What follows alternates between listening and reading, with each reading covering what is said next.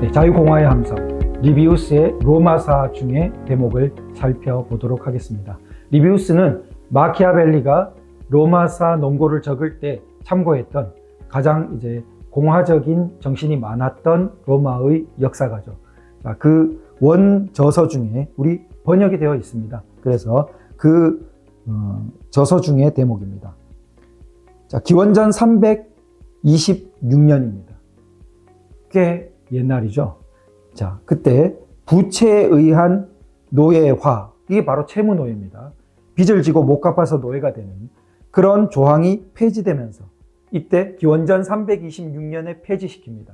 우리가 박혁것에 우리 신화적으로 들리는 그러한 박혁것의 아래서 깨어나고 하는 것보다도 훨씬 이전이에요.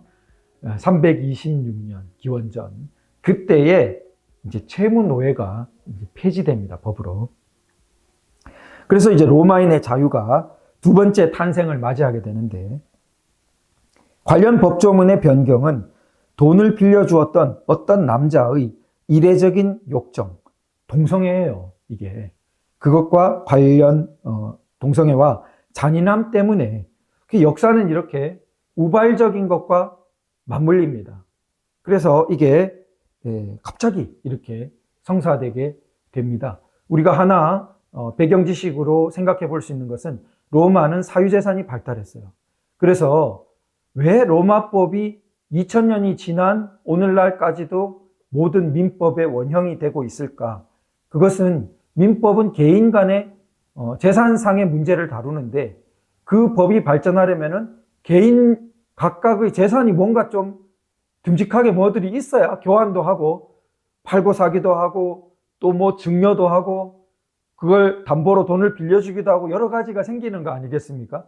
그럼 로마에서 그런 것들이 발전했다는 것은 바로 뭐요? 뭐가 있죠? 로마 시민의 재산권이 굉장히 확립되었다는 것입니다. 옛날의 재산권의 대표는 오늘날도 부동산이 개인의 재산 중에 큰 몫을 차지하죠. 옛날에는 어땠겠습니까? 로마의 바로 부동산 재산에 대해서 아주 그러한 이 법제가 발전한 거죠. 그런 것은 우리가 우리 옛날들을 생각해 보면은 굉장히 신기한 일입니다. 옛날에 뭐 이렇게 부족끼리 땅을 공유하는 부분이 많고, 왕이면은 뭐 왕이 또 한참 많이 가지고, 이것이 일반적인데 로마는 어떻습니까? 개인이 이렇게 땅을 가지는 부분이, 그럼 금도 이렇게 잘 그어야겠죠. 그런 부분이 발전했기 때문에 여러 법제가 발전하는 기초를 이루었죠. 그런데 그러다 보니까 이제 돈을 빌려주고 못 갚으면 잔인하게 노예로 삼는 것까지 이렇게 법으로 돼 있었단 말이에요. 근데 그게 또 폐지되는데, 그 폐지되는 극적인 장면을 한번 기록하고 있는 것입니다. 그 남자는 루키우스 파피리우스인데, 채무자 가이우스 푸블릴리우스, 이제 로마 이름 무슨 우스우스 이런 게 많아요. 채권자가 이제 루키우스고 채무자가 가이우스예요. 그런데 채무자 가이우스, 빚진 사람은 아버지가 진 빚 때문에, 그것도 이제 아버지가 진 빚 때문에 그게 상속이 된 거예요. 그때는 뭐 한정 승인, 상속 포기 이런 거 없이 그냥 꼬박 아버지가 빚졌으면 너 다 상속되어 갚아, 이렇게 이제 됐던 거죠. 그래서 파피리우스에게 메인 몸이 되었어요. 아버지 빚 때문에 노예가 되었던 거예요. 그런데 채무자가 청년인데다 미남이었기 때문에 채권자의 동정을 살 만도 한데, 좀 불쌍하게 여길 만도 한데, 오히려 채권자 파피리우스는 이 사람은 욕정과 폭력을 이렇게 드러냈어요. 그래가지고 채권자는 그 청년의 아름다움을 부채에 대한 추가적 보너스 정도로 여기면서 음란한 암시로 청년을 유혹하려 했다. 청년이 그런 부끄러운 수작에 등을 돌리자, 이거 로마 고대 그대로의 서술입니다. 뭐 역자가 보탠 게 아니에요. 부끄러운 수작에 등을 돌리자 채권자는 빚을 진 자는 노예로 팔려갈 처지라는 사실을 자꾸 상기시키면서 더 못된 데 팔아버리겠다, 너를, 노예 매매처럼, 이렇게 겁을 준 거죠. 청년을 협박하고 겁을 주었어요. 마침내 채권자는 청년이 채무자라는 공공한 처지보다는 자신의 명예를 더 높이 생각하는 것을 보고서 이 사람 계속 거부한 거죠. 자기의 명예를 지키려고 했던 거죠. 그러니까 청년을 발가벗겨서 채찍질을 했어요. 이렇게 이제 잔인함까지 가했던 겁니다. 푸블릴리우스는 이 채무자예요. 가이우스 푸블릴리우스는 채찍을 맞아 이 청년이 온몸에 피를 흘리는 상태로 근데 탈출해서 달려나가서 아마 이제 뻗어 죽었다 이렇게 생각할 수도 있겠는데 이 사람이 거리로 달려나가서 채권자의 욕정과 폭력을 고발했어요. 군중들에게 고발했습니다. 그래서 많은 사람들이 청년에게 동정을 보냈고 또 그에게 가해진 잔인하고 수치스러운 폭력에 분노했어요. 군중은 그들의 상황뿐 아니라 자기들도 염려하게 된 거예요. 내 아들과 딸들이 어떻게 될까? 이것을 걱정하게 되었습니다. 그래서 그들의 자식에 대해서도 같은 일이 벌어질까 봐 우려했다. 그들은 때를 지어 포rum이 이제 광장입니다. 포rum으로 몰려가서 원로원 건물 앞에 쇄도했다. 그래서 원로원이 귀족들이 모여서 회의하고 다스리는 로마 공화정의 원래 모습은 귀족들이 그렇게 했던 거죠. 갑자기 군중의 소요 사태를 접한 두 집정관은 원로원이 매해 두 사람의 집정관을 뽑아서 다스리겠습니다. 상황이 응급하면 한 사람에게 맡기고 독재관이라고 불렀습니다. 로마의 아주 정비된 제도들이죠. 자, 그래서 황급히 원로원 회의를 소집해야 되었다. 의원들이 원로원 안으로 들어오기 시작하자 군중은 의원들이 이제 마치 국회로 의원들이 이제 입장하려고 하는데 그 앞에 이 국민들이 백성들이 막 쓰러지면서 그것을 탄원을 하는 겁니다. 그 청년의 피 흘리는 등을 가리켰다. 그날 한 개인의 가혹한 학대를 당하는 것을 계기로 하여 강력한 채권의 족쇄가 깨트려졌다. 그래서 야 이거 도저히 안 되겠다 해가지고 채무 때문에 노예로 하는 법은 폐지되는 그런 것을 통과시킨 것입니다. 그래서 두 집정관은 다음과 같은 내용의 법안을 민회에 제출하라는 지시를 받았다. 죄를 저질러서 선고를 기다리는 자를 제외하고는 그 누구도 사슬에 묶이거나 감옥에 들어가지 않으며 신체의 자유도 더욱 확보됐어요. 그래서 빚을 진 자가 빚을 갚으려고 할 때에 채무자의 재산은 압수가 될 수 있으나 그의 인신은 몰수되지 않는다. 그리하여 부채 때문에 갇힌 사람들은 풀려났고 부채로 인해 노예로 전락하는 것은 향후 금지되었다. 이것이 이제 극적인 채무 노예가 깨뜨려지는 로마의 법이 발전하는 그 모습을 리비우스가 보여주고 있는 대목입니다. 이런 것들이 바로 공화 정신과 상통하는 모습들이죠. 공화 정신이 어떻게 단계 더욱 발전해 가고 있는가를 우리가 볼 수 있습니다. 자, 전쟁 유명하죠. 로마는 수많은 싸움을 했는데 백전백승은 아닙니다. 로마도 질 때가 있었고 심각하게 질 때도 있었습니다.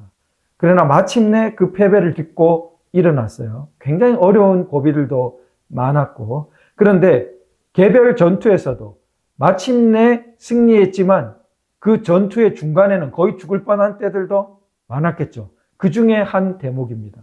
근데 제가 이것을 봤을 때 놀라웠던 것은 우리 화랑 신라에 이렇게 볼 때 늘 좀 이상하게 생각했던 것은 경이롭게 생각하는 것은 뭐 관창 뭐 이러면서 막 적진을 향해서 청년 화랑이 달려가서 용감하게 거의 자살 공격하듯이 싸우고 죽고 그 시체를 앞장 세우고 그 시체가 돌아오면은 거기에 막 분기해서 싸움이 질 뻔하다가 이기고 하는 그런 장면들이 기록되어 있죠. 신라 사람들만 좀 이상한 건가? 화랑도가 뭔가 조금 사이비 종교 비슷한 면이 그렇게 해석하는 사람들도 있습니다. 그런데 지금 우리 이 대목을 한번 보십시오. 이게 바로 로마의 데보티오라는 대목인데 화랑의 그러한 죽음과 너무나 흡사합니다. 데보티오, 이렇게 바친다는 거죠. 한번 보십시오. 자, 로마군은 거기서 새로운 전투 방식을 발견하고 크게 놀랐다. 적은 전차에 올라서서 이제 전차를 적이 갖고 왔어요. 그래가지고 우뚝 선 채로 무기를 들고 로마군에게 달려들었는데 말발굽과 전차 바퀴에서 나오는 무서운 소음은 엄청난 굉음을 일으키며 로마군의 말들을 로마군도 말이 있었지만 기병이 겁을 먹어버려요. 말들이 겁먹게 했다. 이렇게 되자 로마군의 기병대는 미친 듯한 공포를 느끼며 달아났는데 그런 황급한 도주 때문에 말과 기수들은 돌리려고 하는데 말은 안 돌아가고 그러니까 꼬꾸라져 넘어져 버리는 거죠. 전복되어 버려요. 기병대의 혼란은 군단의 기수들에게까지 파급되었고 그러니까 군단의 기수들이 막 혼란스럽게 되어버렸고 최전선의 병사들은 그들 사이로 지나가는 말이 도망가야 되니까 그래서 어쩔 수 없이 자기 편이니까 열어주면 그 뒤로 적의 전차가 막 따라오는 겁니다. 그러니까 밀려 넘어져 마구 짓밟혔다. 그러니까 이거 전쟁이 완전히 패전되기 쉽죠. 갈리아 보병대는 이게 이제 갈리아하고 벌써 싸우고 있었어요. 로마군이 무질서한 혼란 속으로 빠져드는 것을 보는 즉시 숨통을 끊으려고 달려들었다. 그 뒤에 기다리고 있다가 도우러 왔다가 이제 적군을 도우러 왔다가 로마를 치러 옵니다. 그들은 로마군에게 단 한순간의 숨쉴 여유나 회복할 시간을 주려고 하지 않았다. 데키우스는 이제 데키우스가 집정관인데 자기 아버지도 데보티오 형식으로 죽고 자기도 이 싸움에서 그렇게 죽습니다. 그걸 무려 총사령관, 집정관인데 그렇게 죽어요. 물론 사령관 다른 사람이 한 사람 더 있습니다. 집정관이 죽을 때를 대비해서 집정관을 2명 뽑아요. 그래서 이 한 집정관이 지금 이렇게 자기 희생을 하는 겁니다. 보시면요. 데키우스는 너희들은 어디로 도망치는 것이며 도망쳐서 무슨 희망이 있다고 생각하느냐라고 소리쳤다. 그는 탈주하는 병사들을 제지하여 다시 자리에 돌아오게 하려고 목청껏 외쳤다. 하지만 그게 먹히겠습니까? 그 자신이 폐주를 막기에는 역부족이라는 것을 발견하자 그의 아버지 푸블리우스 데키우스의 이름을 불렀다. 아버지도 집정관이었는데 그렇게 죽었어요. 자, 왜 내가 우리 가문의 운명을 계속 연기하려고 하는가? 그가 소리쳤다. 우리 가문은 국가의 재난을 피하기 위하여 희생 제물로 바쳐지는 특권을 부여받았다. 이제 적의 군대를 나와 함께 대지와 명계의 신들에게 봉헌해야 할 차례이다. 아마 이게 고대 데보티오라는 로마의 그 어떤 독특한 그 뭐라 해야 될까요? 그 하여튼 이 데보티오라는 로마가 갖고 있는 그 문화, 그 전쟁터에서 일어나는 거기에 전형적인 문구 같아요. 이거 보시면 어떻게 해요? 적의 군대를 나와 함께 대지와 명계의 신들에게 봉헌한다. 그래서 이제 데보티오라는 말이 붙은 것 같아요. 옛날 고대인들은 상당히 좀 뭐 미신이랄 수도 있지만 종교적인 그런 그 의식이 많았기 때문에 뭔가 좀 기이한 징조 이런 것에 대해서 굉장히 고무되기도 하고 굉장히 혼란스러워하기도 하고 그렇게 됩니다. 그런 역사에 많이 기록되어 있죠. 그런데 이때 지금 데보티오는 나와 함께 죽음의 신, 저승, 명계의 신들에게 너희들 다 바친다. 이런 식으로 이제 아마 주문처럼 이거를 먼저 외는 것 같아요. 이처럼 그 자신과 적에 대한 저주를 올리고 난 후에 그는 혈혈단신으로, 그래서 반드시 혈혈단신으로 가는 게 규칙인 것 같습니다. 갈리아 적진을 향해 전속력으로 말을 달렸다. 그는 적진 중에서도 병사들이 가장 많이 몰린 곳을 골라서 자기도 죽이지만 죽기도 쉽죠. 자기가. 그래서 적의 무기들 위에 그의 몸을 투신하여 스스로 죽음을 맞았다. 화랑에 이렇게 죽는 모습하고 굉장히 비슷하죠. 이렇게 데보티오가 이루어집니다. 그때부터 전투는 인간의 노력만으로 전개되는 것 같지 않았다. 병사들은 사령관을 그런 식으로 잃어버린 후 사령관의 죽음은 데보티오가 아닌 다른 경우에도 병사들에게 큰 충격을 주었다. 도주를 멈추고 도망가다가 돌아선 거예요. 그래서 전투 의욕을 새롭게 고취시켰다. 집정관의 시체 가까운 곳에 있던 갈리아인들은 마치 얼이 빠진 것처럼 아무런 목적이나 지향 없이 창을 던졌고 그들 중 일부는 적군입니다. 온몸이 마비되어 싸우거나 달아날 생각도 하지 못했다. 하지만 로마군은 사정이 일변했다. 데키우스가 릭토르들을 인계하여 이게 이제 그 대장 표시입니다. 법무관 역할을 해줄 것을 당부한 대제관 리비우스는 이제 로마군이 집정관의 운명에 의해 모든 위험으로부터 자유롭게 되었으므로 이제 그 종교적인 사람들이 따라다니는 거예요. 대제관이 반드시 승리할 것이라고 소리쳤어요. 갈리아인들과 쌈니움인들, 로마의 적수입니다. 이제 어머니 대지와 지하의 신들의 소유물이라는 것이었다. 데키우스가 그 자신과 함께 봉헌한 저들이 군대를 그 자신 쪽으로 끌어당겨 지하로 내려가고 있다고 외쳤다. 그 때문에 적은 광기로 공포에 사로잡혀 있다는 것이었다. 이날 적군 25,000명이 살해되고 8,000명이 포로로 붙잡혔다. 하지만 무혈 승리는 아니었다. 데키우스 군대는 병사 7,000을 잃었고 파비우스 군대, 다른 집정관의 군대도 1,700명을 잃었습니다. 자, 그래서 파비우스는 병사들을 풀어 동료 집정관의 시신을 찾게 했고 적군에게서 빼앗은 전리품을 모두 쌓아놓고 승리신 유피테르에게 바친 주피터죠. 제우스, 희생 제물로서 불태워버렸다. 집정관의 시신은 그 위에 쌓인 갈리아인들의 시체 때문에 그날에는 찾지 못했다. 그러나 다음날 발견이 되어 진영으로 인도되어 왔고 병사들의 깊은 애도를 받았다. 파비우스는 다른 모든 일은 제쳐놓고 온갖 명예와 칭송 속에서 동료 집정관의 장례식을 엄수했다. 이렇게 대목이 쓰여져 있습니다. 여기만이 아니고 제 기억으로는 더 나왔습니다. 데보티오가 데키우스만이 아니에요. 그러니까 아버지 푸블리우스도 있죠. 그래서 이 그 대목은 로마의 공화 정신이 얼마나 이 대단했는가를 보여주죠. 집정관이에요. 최고 사령관입니다. 그런데 전세가 불리해져서 자기들 군대가 패주하는 무엇으로도 돌릴 수 없는 상황에 처하자 어떻겠습니까?